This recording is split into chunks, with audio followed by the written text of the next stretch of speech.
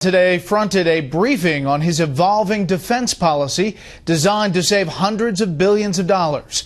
National security correspondent Jennifer Griffin reports on a day of new approaches at the Pentagon. In a historic first, the president stood before reporters in the Pentagon briefing room to announce his plan to cut the defense budget. As we look beyond the wars in Iraq and Afghanistan and the end of long-term nation building with large military footprints, we'll be able to ensure our security with smaller conventional ground forces. Flanked by the Defense Secretary and Joint Chiefs, President Obama laid out the new priorities. The focus will shift toward the Asia-Pacific, away from ground wars toward air and sea power. The Army and Marine Corps will get smaller.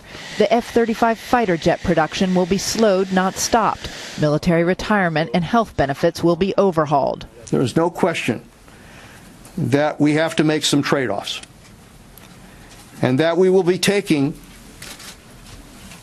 as a result of that, some level of additional but acceptable risk in the budget plan that we release next month.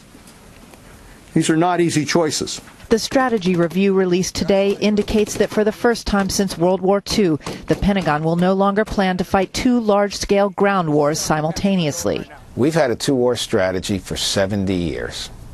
Now we don't. Dov Zakheim was Pentagon comptroller at the beginning of the Iraq and Afghan wars. If they're going to fight one war, maybe they have the resources for that. But then again, should we ask the North Koreans to sit by while we perhaps have to confront the Iranians or someone else?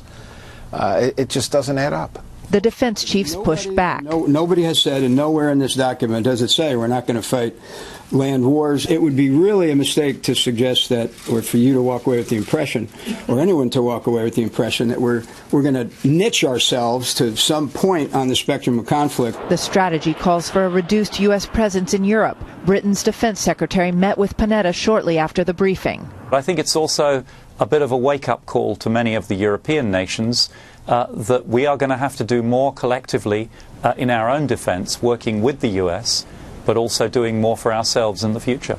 Anticipating criticism from defense hawks and political opponents, President Obama went out of his way to emphasize that even with these cuts, his defense budget will be larger than it was at the end of the Bush administration and larger than the next 10 countries combined. Brett? Jennifer Griffin live at the Pentagon tonight. Jennifer, thank you.